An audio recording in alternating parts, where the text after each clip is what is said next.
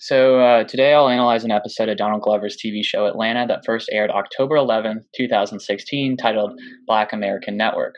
Atlanta is a show written and directed by Donald Glover that follows two black cousins, Earn Marks, who is Glover, who just dropped out of Princeton and is struggling to make ends meet. So his cousin, local rapper and drug dealer Paperboy, Brian Henry, signs him as his manager. The show explores their relationship and experiences with urban life and poverty that so starkly contrast with the booming downtown district of Atlanta. In many respects, Atlanta is a revolutionary show. It features five black writers, all first time, a first time director, and a first time showrunner. Atlanta has won 2 Golden Globe Awards for Best Television Series, Musical or Comedy, and Best Actor, Television Series, Musical or Comedy for Glover, and 2 Primetime Emmy Awards for Outstanding Lead Actor in a Comedy Series and Outstanding Directing for a Comedy Series. The show airs on on FX and streams on Hulu, so the audience is pretty broad. However, the show typically attracts younger viewers with low incomes that are predominantly black. That being said, there is a wide audience that has been growing since Atlanta has become available on Hulu. Glover stated to Vulture Entertainment News that a central purpose of this series is to show white people you don't know everything about black culture. Correspondingly, the episode I will analyze today, Black American Network, illustrates 3 core themes that challenge the dominant ideologies of many viewers, which are the complexity of black identity, how media has a tendency to promote white dominance, and lastly, there is a series of fictitious commercials that illustrate elements of structural injustice in urban areas. The episode begins with a fake Dodge Charger commercial that features a guy just driving around town simply nodding at people. Then it clips to Montague, a show within the show, in which Franklin Montague moderates a discussion between Paperboy and Dr. Deborah Holt, the head of the Center of Trans-American Issues. Paperboy has recently come under fire for tweeting about not wanting to have sex with Caitlyn Jenner and is unapologetic about the tweet, while Dr. Holt and Montague deem him intolerant of trans people. Then the next commercial airs. It features a customer and a store clerk both complaining about Arizona iced tea costing more than 99 cents on the can. Then there is a Mickey's malt liquor commercial that features an all-black masquerade party and makes Mickey's look like an elegant drink, finishing with a quote, "You're just drinking it wrong." Then the episode goes back to Montague around table, where a pre-recorded clip of a transracial boy named Antoine, who identifies as a 35-year-old white man named Harrison. The clip explains his desire to get an operation that will make him into a white man and his reasoning behind it. Next, a fake Swisher Sweets commercial is played featuring a black movie star as a spokesperson. And the commercial clips to other black Americans dumping the tobacco out of the Swisher Sweets and rolling blunts. The last advertisement looks like your average kid's cereal commercial until the wolf, voiced by a black man, is detained by the cops for trying to steal the kid's cereal. The cop puts his knee on the wolf's back as the children question the cop's actions.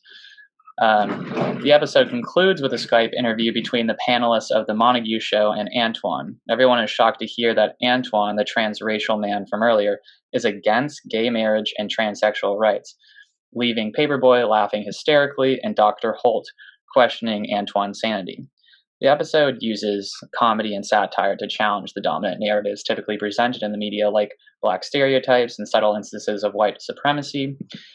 For example, when Paperboy is justifying his remark that he wouldn't sleep with Caitlyn Jenner, Dr. Holt starts to generalize black rappers and black masculinity. She says, "Your dislike of trans people is a natural consequence of a culture of exclusion and power." Clearly, you can see the irony in that statement. How does some white woman who is supposedly super qualified and has a doctorate in African American and transsexual studies blame Paperboy's remarks on black culture in general? Glover is trying to show you that people feel like they understand black existence a lot more than they actually do. Paperboy then comments that it is hard to care about this when no one cares about him as a black man. Caitlyn Jenner is just doing the same thing that white men have done since the dawn of time, and that is whatever the F he wants. Clearly, Jenner's life as a rich white man has given him political power and a social spotlight that he would not have otherwise had.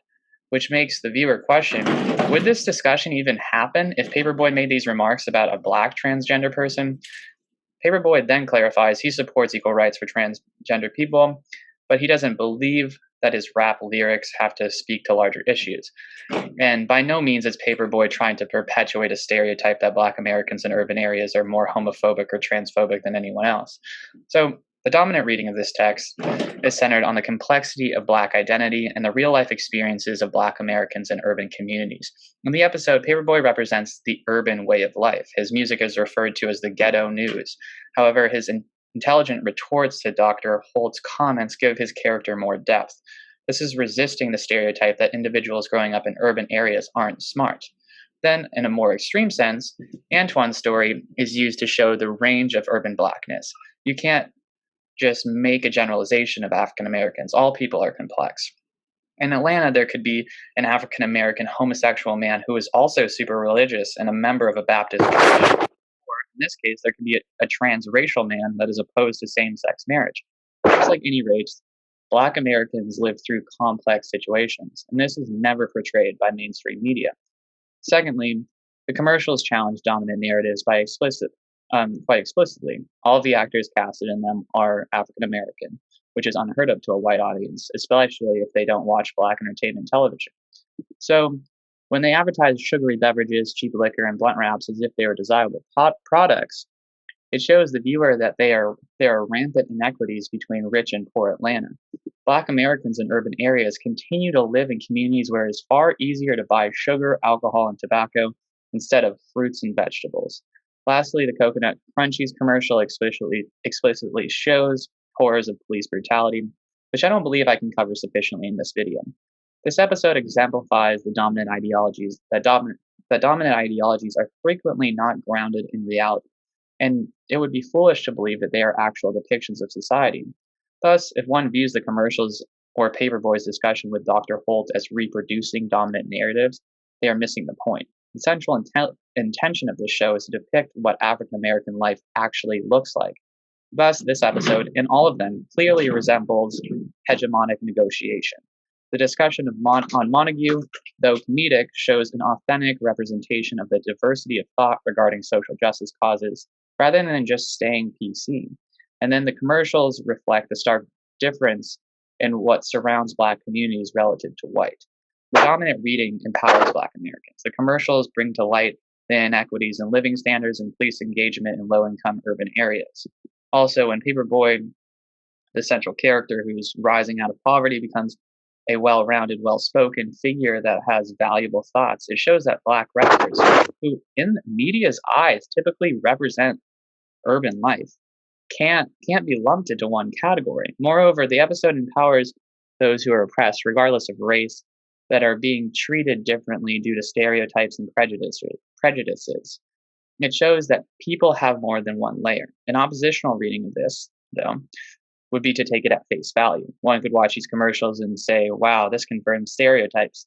These are so accurate for all urban Black Americans. They love sugar, alcohol, and weed. Additionally, they could say, the interview between Paperboy and Dr. Holt is an example of non-consensus in social justice causes. They could see the different forms of identity, namely Antoine's transracial identity, as an example of how you can't differentiate a real issue from a made-up one.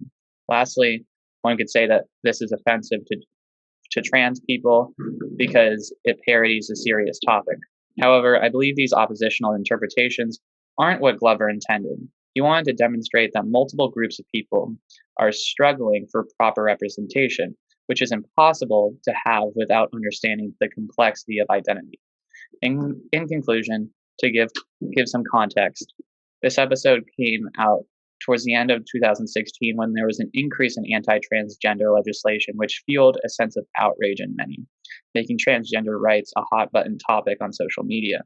Thus, for many, the oppositional reading that it is offensive to transgender people could be popular. Secondly, to briefly touch on the Cocoa Crunchies commercial featuring police brutality, in 2016, Alton Sterling, unarmed, was shot by 2 police officers outside a convenience store in Baton Rouge, Louisiana. And this came after many other high-profile examples of unlawful killings, like that of Eric Garner, Michael Brown, and Walter Scott, just to name a few. So Glover is tackling a lot in this episode. But all in all, the central takeaway is Don't assume you understand someone else's identity because they're going to be wrong.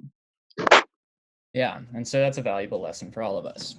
And here's the Works Cited page, a few different sources.